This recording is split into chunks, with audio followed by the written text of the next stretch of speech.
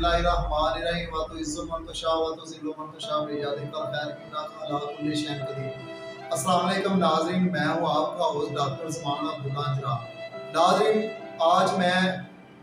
Programme जुल्म की दास्तान के हवाले से फिर आपकी खिदमत में हाजिर हूँ। नाज़रीन, इस वक्त हमारे स्टूडियो में हमारे मेहमान ज़िला सियालकोट की तहसील समड़ेवाला की उक्कू की से तशरीफ़ लाए हुए कारी उस्मान साहब जो कि हमारे पास मौजूद हैं। हम इनके साथ गुफ्तगू भी करेंगे और आपको बताएंगे कि इनके साथ क्या जुल्म हुआ है। और ये माशाल्लाह ये कारी साहबान जो है वो माशाल्लाह उन्होंने 8 साल कोर्स भी किया हुआ है और इमाम मस्जिद है और नहायत ही शरीफ आदमी है। गुजरांवाला में ये एक दावत इस्लामी के मदरसा से 8 साल का दरस निज़ामी का कोर्स करने के लिए यहाँ तशरीफ़ लाए। तो नाज़रीन, मैं आपको थोड़ा सा बताना महसूस समझता हूँ कि इनके साथ क्या जुल्म हुआ है। और इनके साथ वाक़या ये हुआ कि यहाँ पर एक आदमी जो गुलाम मुस्तफ़ा नामी सऊदी अरब से वापस आया हुआ था और सबसे बड़ी बात यह है कि उसका बड़ा भाई जो है वो कम्बोज साहब जो है वो माशाल्लाह मुस्लिम लीग नून के सीनियर सदर हैं और ये मोहल्ला जो मोरना वाला छिछन वाली के करीब है वहाँ पर इन लोगों की रहाइश है। और इनका कारोबार ये है कि ये लोगों के साथ नौसरबाजी करते हैं और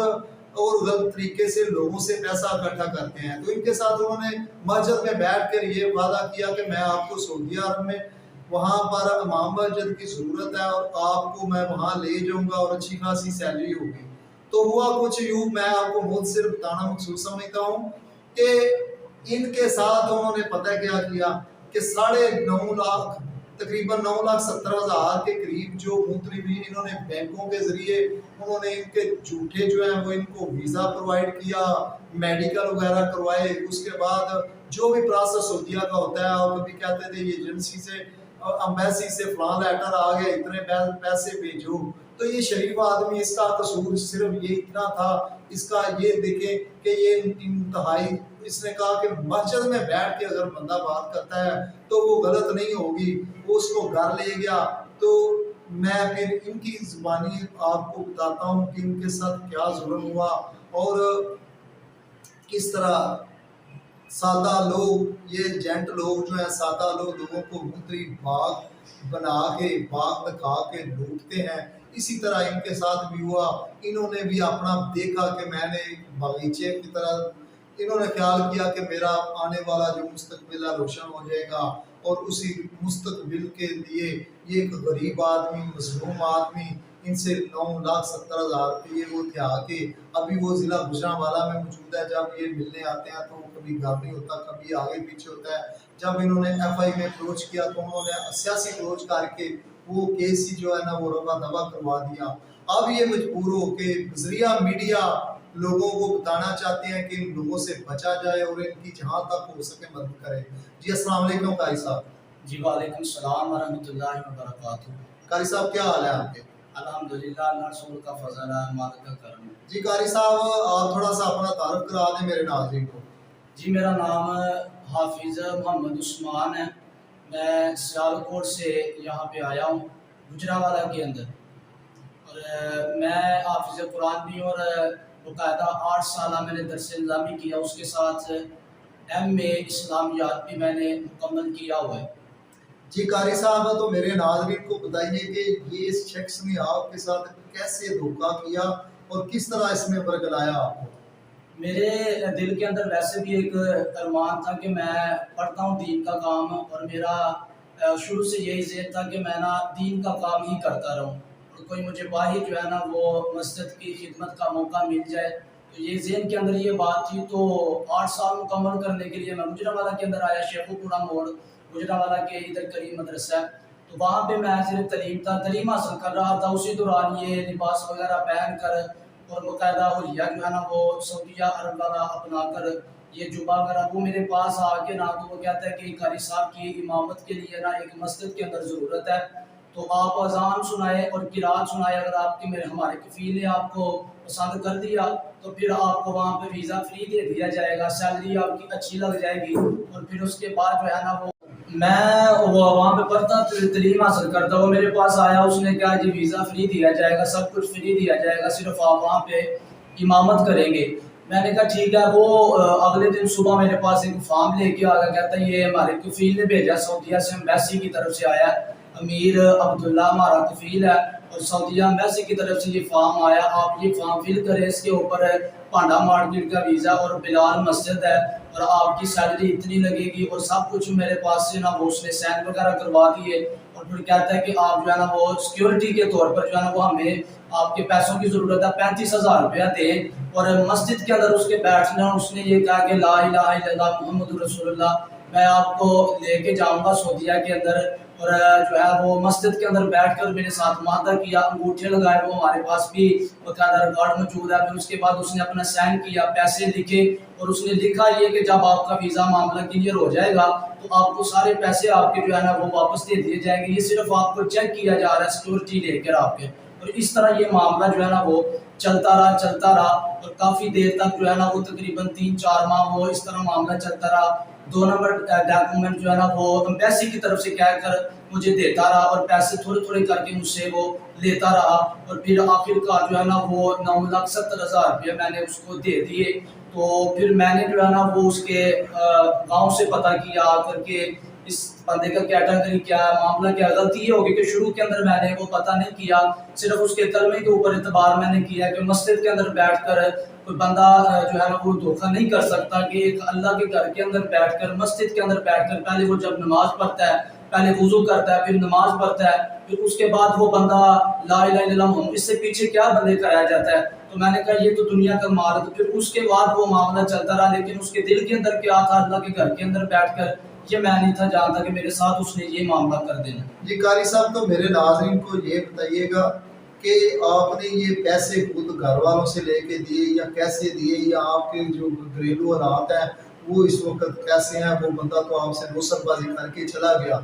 ہم بھی کوشش کریں گے, اور جو ہمارے ناظرین دیکھ رہے ہیں وہ کوشش کریے گا کہ وہ ان کی پکچریں بھی ہم اپنے چینل پہ شائع کریں گے, اور اس کو ڈھونڈنے کی کوشش کریں گے ہر طرف خان. اور یہ قاری صاحب بتائیے گا کہ آپ نے پیسے, یا آپ کو اس پہ ذرا بھی شک نہ ہو. جی یہ جو ہے نا وہ میرے ساتھ وہ جب یہ معاملہ چلتا رہا نا, تو وہ پیسے کچھ حالات گھریلو بھی جو ہے نا وہ اللہ کا ہر حال کے اندر ایک تو بندے کو شکر ہی ادا کرنا چاہیے, لیکن اس کے علاوہ کوئی جو ہے نا وہ بیک گراؤنڈ اتنا زیادہ مضبوط نہیں تھا. تو میرے دوستوں نے مدد کی ہے کہ چلے ہمارے ساتھ پڑھتے تھے, تو جو اچھے جو ہے نا پیسے والے تھے, تو ان کے ساتھ میں نے یہ معاملہ ڈسکس کیا کہ یہ معاملہ میرے ساتھ پیش آیا, مجھے پیسوں کی حاجت ہے. تو میں نے پھر وہ قرضہ لوگوں سے جو ہے نا وہ لے کر کہ میں جب وہ چلا جاؤں گا تو اچھی جو ہے نا وہ نوکری مل جائے گی, تو اس کے بعد میں جو ہے نا وہ آپ کے پیسے واپس کر دوں گا, لٹا دوں گا. تو میں اس طرح لوگوں سے قرض لے کر اس کو پیسے دیتا رہا, اور اب وہ میں قرض خود ہی جو ہے نا وہ میں باقاعدہ ایک مسجد کا امام ہوں, 10,000 میری سیلری ہے, اور اس کے جو ہے نا وہ انڈر گھر کا نظام چل رہا ہے. اور اس کے علاوہ پھر میں نے وہ اس سے اپنے جو ہے نا وہ پیٹ کو وہ گانٹ دے کہتے ہیں کہ وہ مضبوط کر کے وہ اپنے آپ کو جو ہے نا وہ کھانے پینے کا معاملہ کچھ کم کر کے, اس طرح اخراجات کچھ کم کر کر, کمیٹی ڈال کر اب لوگوں کو میں اس طرح پیسے اتار رہا ہوں. اور اس پر مجھے شک نہیں ہوا, کیونکہ جو بھی معاملہ کرتا تھا نا وہ مسجد کے اندر بیٹھ کر کرتا تھا, جو بھی معاملہ کرتا تھا وہ کلمہ کی قسم اٹھا کے کرتا تھا, جو بھی معاملہ کرتا تھا وہ اللہ رسول کو درمیان میں رکھ کر کرتا تھا. تو میں نے کہا یار وہ برا بندہ نہیں ہو سکتا جو اس طرح کا معاملہ کرتا ہے, لیکن بالآخر اس نے وہ اپنا جو ہے نا وہ اندر کا جو اس کا غلیظ دل تھا وہ اس نے باہر کر ہی دیا, اور اس نے فرار جو ہے نا وہ میرے ساتھ کر ہی دیا. تو ناظرین آپ نے سنا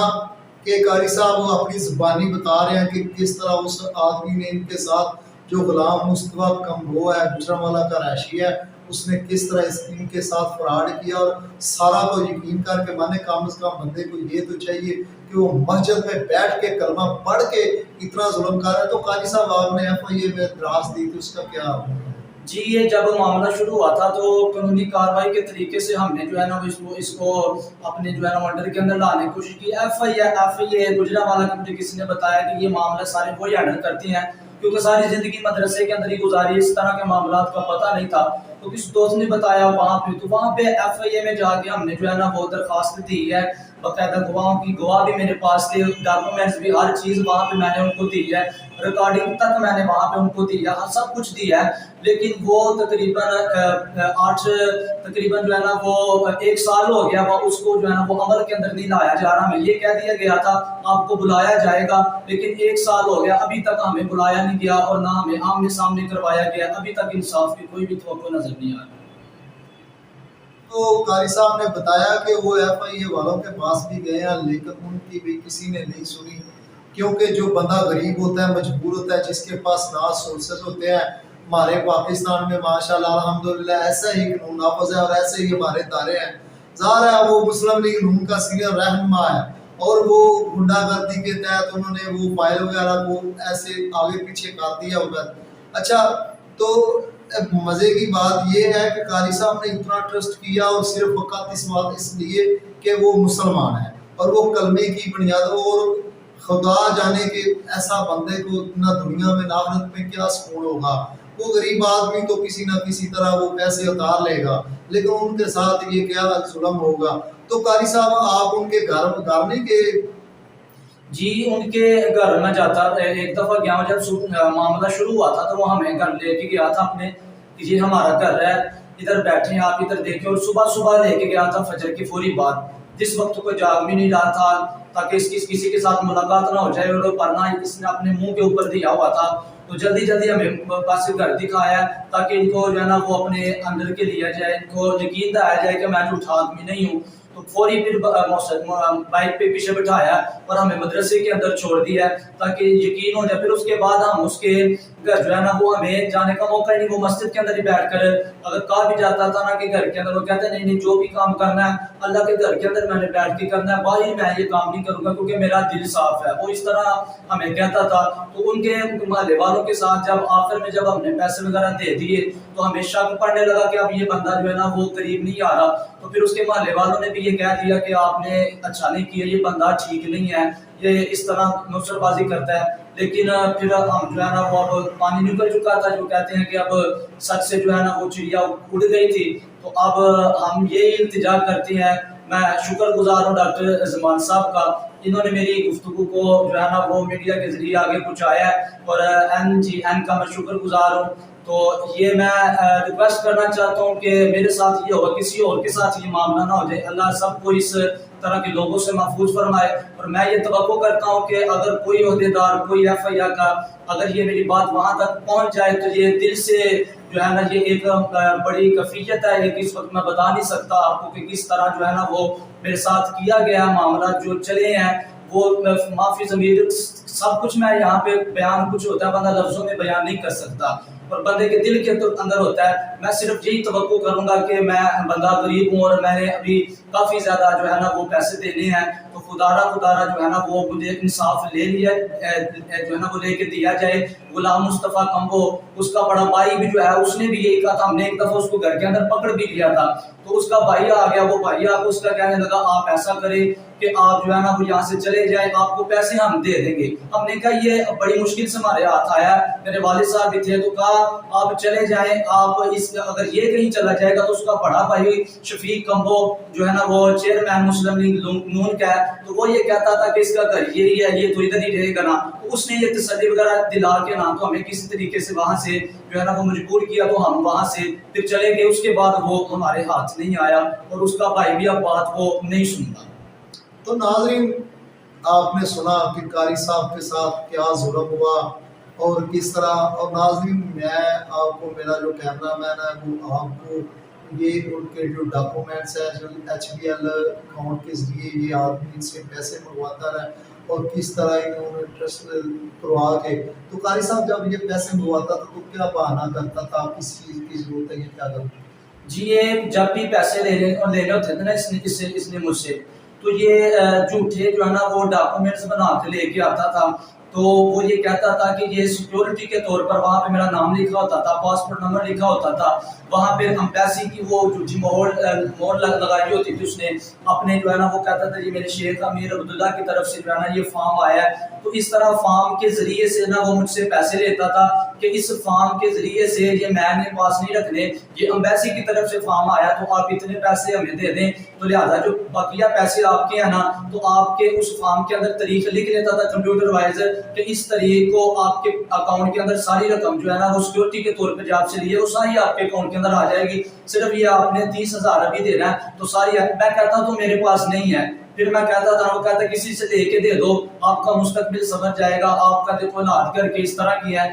تو آپ کسی سے لے کے پیسے دے دو، آپ کو وہاں سے مل ہی جانے ہیں سارے پیسے، تو میں کہتا تھا چلو یار اتنے پیسے دے دیے ہیں تو کسی سے میں لے کر یہ دے دیتا ہوں، اللہ کرے وہ پیسے بھی مل جائیں گے، ویزا بھی لگ جائے گا، تو اس طرح جو ہے نا وہ گھر کے حالات وغیرہ سارا کچھ معاملہ ٹھیک ہو جائیں گے۔ اس طرح وہ مجھ سے نا وہ پیچھے وہ بلیک میل کی صورت کے اندر کہ اگر یہ نہ دیے تو پچھلے پیسے سارے مر جائیں گے، تو اس طرح میں کہتا ہوں یار اتنے دے دیے اگر سارے مر گئے تو میں پھر کس طرح لوگوں کے اتاروں گا، کس طرح میں معاملہ ہینڈل کروں گا، تو اس وجہ سے میں پھر اس کو پیسے دیتا جاتا تھا تاکہ پچھلے بھی مل جائے اور ویزا وغیرہ کا پروسیس بھی کلیئر ہو جائے۔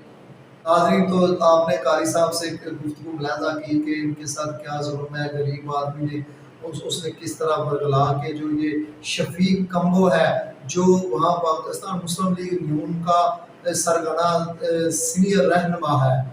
خدا را جو آر پی او صاحب ہیں، جو آئی جی پنجاب ہے، جو ہمارے ایف آئی کے متعلقہ لوگ ہیں، اینٹی کرپشن کے لوگ ہیں، بڑے بڑے عہدوں پہ بیٹھے ہیں، وہ خدا را اس آدمی کو اس کو انصاف دلایا جائے، اور ہم اپنے ذریعہ چینل NGN نیوز کے ذریعے میں ڈاکٹر عثمان عبداللہ اجرا ان کی طرف سے اسپیشل ریکویسٹ کرتا ہوں کہ خدا رہا جہاں بھی آپ کو یہ آدمی، میرا کیمرہ مین آپ کو ان کے مکمل ڈیٹیل بھی بتائے گا اور ان کے ڈاکومنٹس جو ہیں وہ بھی ساتھ میں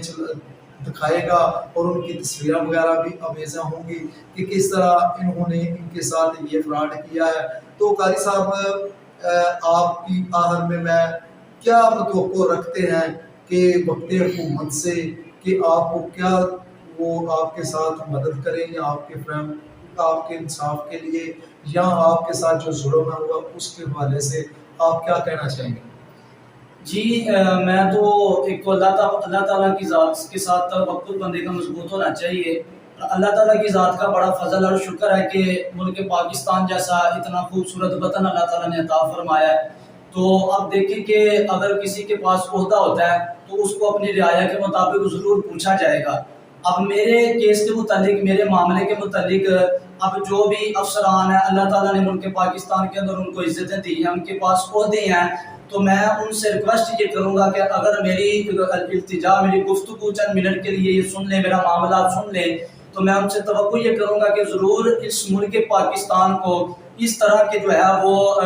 پاک لوگوں سے جو مسجد کا لحاظ نہیں رکھتے، جو کلمے کا لحاظ نہیں رکھتے، اور جو ہے وہ اس طرح سادہ لوگ مسلمانوں کو اگر میرا معاملہ جس طرح ہوا ہے تو اس طرح اللہ نہ کرے کسی کے ساتھ اور بھی معاملہ ہو تو اللہ نے مدد کی ہے، ورنہ اس طرح کے معاملات ہوتے ہیں تو لوگ خودکشی بھی کر لیتے ہیں جب انصاف نہیں ملتا، تو بندہ ڈپریشن کا شکار ہو کے بندہ پھر قانون کو ہاتھ کے اندر لے لیتا ہے۔ تو میں اس طرح کی جو ہے وہ ساری زندگی، کیونکہ میرا تو مسجد کے ساتھ تعلق ہے، تو میں صرف پاکستان کے جو ادارے ہیں ان سے میں توقع رکھوں گا، ان سے میری ہاتھ جوڑ کے التجا ہے، اپیل ہے، درخواست ہے کہ خدا کے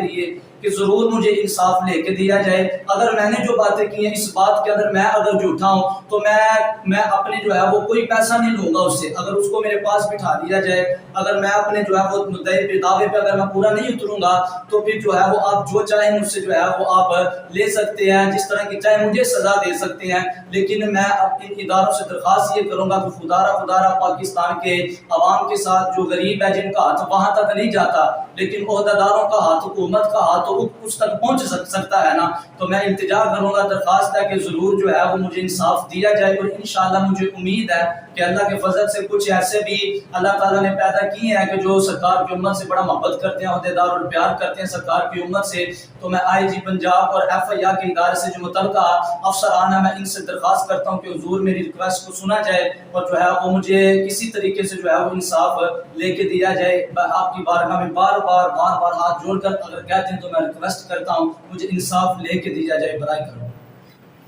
جی ناظرین، تو آج کا یہ جو پروگرام ہے جو قاری صاحب ہمارے پاس ہمارے اسٹوڈیو میں اسی لیے تشریف لائے کہ ان کے ساتھ ان کو انصاف کیا جائے جو ان کے ساتھ ظلم ہوا، تو ناظرین ہم تب تک یہ پروگرام جاری رکھیں گے تب تک یہ قاری صاحب کو انصاف نہیں مل جاتا۔ تو میں وقت حکومت وزیر اعظم عمران خان وزیر اعلیٰ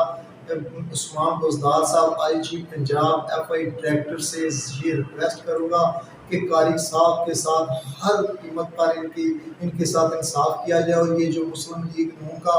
جو یہ چمچہ ہے، جو شفیق کمبو ہے، ان کے ساتھ یہ جو اس کے بھائی نے مل کر ظلم کیا ہے، وہ ان کو انصاف کیا جائے، ان کا حق دلایا جائے۔ تو تب تک کے لیے مجھے اجازت دیجیے۔ اللہ حافظ، السلام علیکم۔